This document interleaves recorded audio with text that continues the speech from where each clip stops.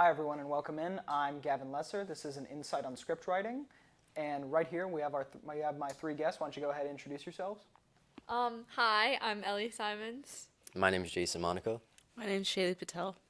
and we're screenwriters here at Dreyfus. Yay! It's wonderful. Now I'd like to start with the beginning. How does the process of script writing really begin? I would say it starts with an idea, truly. I know it kind of sounds cliche, but you think of something and then you kind of spend a little bit of time developing it. And then after that, I just try to put pen to paper and start to work. Yeah. For me, it always starts with reality, I guess. Whenever you're writing something, you don't have to always base it off of reality, but just a concept, even if it couldn't realistically happen, like characters that develop realistically and interact in that very realistic way. Now when I hear you guys mention characters, I start thinking dialogue. Now how exactly do you write dialogue? Okay, so I've been working on some sitcom stuff recently. So the way that I write dialogue is I think of real life conversations I've had, and I guess conversations I've seen in the sitcoms I've watched, like how those conversations just flow very nicely, how people kind of play off of each other. I think every piece of dialogue I write has something funny in it or that's supposed to be funny, even if it's not a punchline.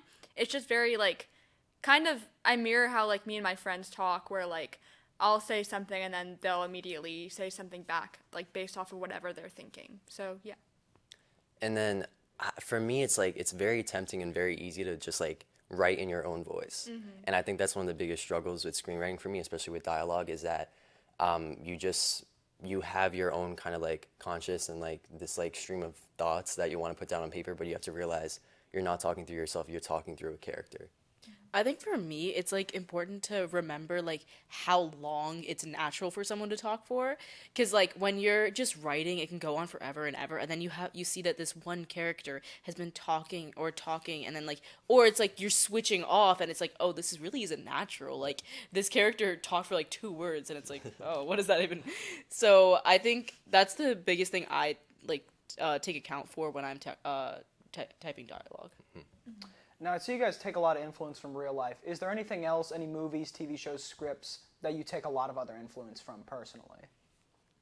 Well, for me, I mean, the screenwritings I've done so far have just been Bollywood based. So, a lot of my favorite movies, what I've done is more modern. So, what I personally like out of Bollywood is more period pieces and more artistic Bollywood movies. But what I write is kind of more modern and more it can kind of be Americanized. So that's just what I based off of.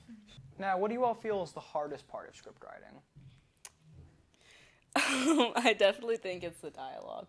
Because sometimes, dialogue, it can get, too cringy or too cliche, but then it's, you have to remember, oh, maybe this is, what the characters are actually like. Mm-hmm. And so it can be difficult to just not write it, as your own, but to be as these characters.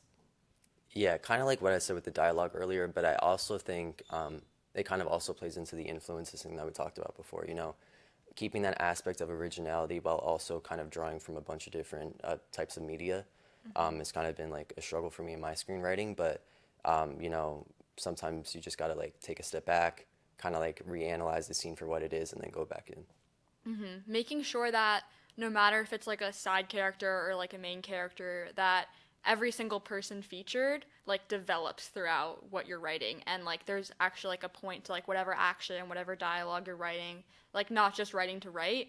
And something with sitcoms is right now that I'm actually filming parts of mine, I could see it's a little bit more I guess cringy than how it is in writing, so it's been a bit it's been a bit funny to see that, but I think in terms of just writing, making sure everything has a purpose. When you finish these scripts, are you always intending them to be produced into a film or TV show? I mean, on a realistic level, especially as high school students, we have dreams of kind of submitting them to contests and seeing where this could go in real life. But for me, I love writing in general. It's not every single thing I write in terms of screenwriting has to end up getting produced one day. I just see where the story takes me and run with it. Well, that's about all the time we have for today. This was an Insight on Script Writing with Gavin Lesser. I'd like to thank all three of our panel guests. Thank you so Thank much, you. guys. Appreciate it.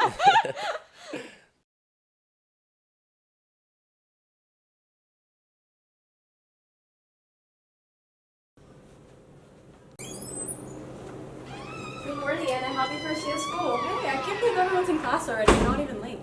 Anna, just forget about the weird parts of the school and be grateful. You're a Hillman Scholar. They'll love you here. Yeah, but I still have to get an A in Calc BC. As if that's going to be so hard for us. You won't even be at this school if you didn't get an A in Calc BC. Nope. Wrong. Like always, Rhea. Like always, Rose, are we not going to talk about all the mistakes you've made in the past year? Oh my god, I can't Bro, believe I you hate that. you You're so such much. a Why are problem. you You're so actually much? such Why are a you so problem. guys, You like Stop, actually stop. What Rose is trying to say is that some people at the school aren't here for merit. Their sports recruits or buy-ins from parents who think that a top school like this will make their kids less dumb. Yeah, I know they're here. Like, that's basically everybody on the football team. Like that one football guy, the idiot James. But there's also those kids. Okay, guys, here's my class. Bye. But you know, I've never met any of them. I feel like it would be too sad. Lost cause. Jeez, you're talking about them like they're dogs with brain damage. I mean, they might as well be. Did you know there's still people in our grade who are taking Algebra 1? It's literally like they're cavemen. The only exception being that the hunters are the guys throwing out footballs in the classroom, and the gatherers are the ones hitting their vapes in the back. That's violent. No, I think it's a valid take. Where are you going? Our class is over there. What do you mean? It's room 309. No, it's room 1. No, why would it be in different rooms? It's only one teacher teaching the class. I don't know. Mine said room 1. That's really weird. Okay, I guess I'll go there and I'll get it fixed later. Okay. Bye. Bye.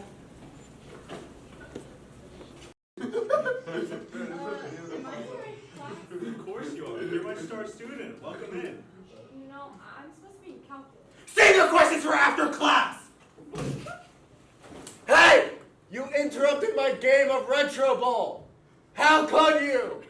Attention everyone. Class has begun. Please, sit down. Please sit down. When I heard that there was a job opening at the prestigious Elmok High, I was so excited. I signed up for an interview immediately. But to be honest, I'm surprised that they took me with my history. What history? No questions during my lesson! Anyways, I was super excited to get a job here, and I was super excited to meet the bright minds of the future. Future doctors, future scientists, future politicians, future astronauts. Yeah! But sadly, I won't be meeting any of these bright minds of the future today, as I'm stuck with you guys, juniors and seniors in Algebra 1. But you know what? A lot of people might say that you guys don't belong at this school, or that you're not as smart as the other kids at this school. But you know what? Do you guys want to prove them wrong? Yeah. You're not. You guys are stupid. You're worthless. And we're not going to do anything for this whole class. Yeah! The only thing we really have to do in this class is prepare for the statewide tests, and honestly, you guys are going to be fine. So, have fun.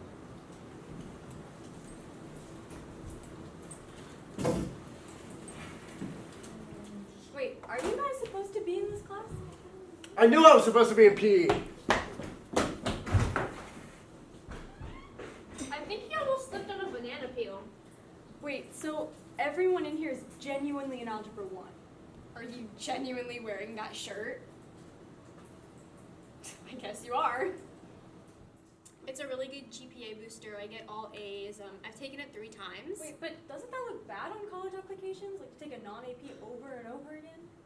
Well, my mom is friends with the dean, and so they write it off as a different kind of math class, and then colleges love it. So basically, I'm smarter than you. That's insane. You're cheating on your entire academic record. That's how you're planning your future? No, I'm being recruited for rowing. Oh, you do rowing? Yes, I do rowing. Did you just wink at me? No.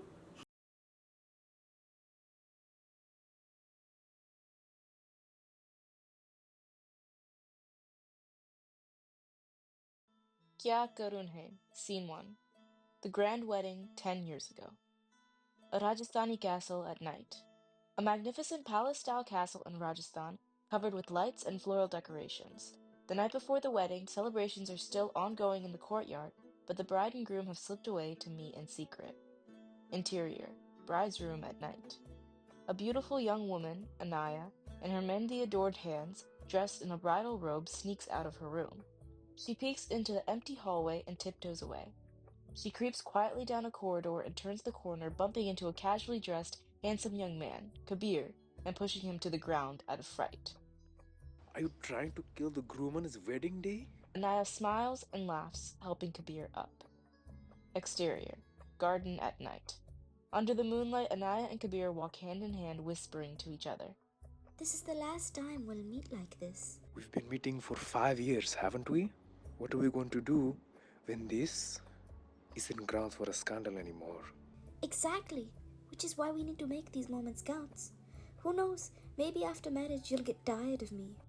Honestly, I don't think I'll have to wait until after we are married.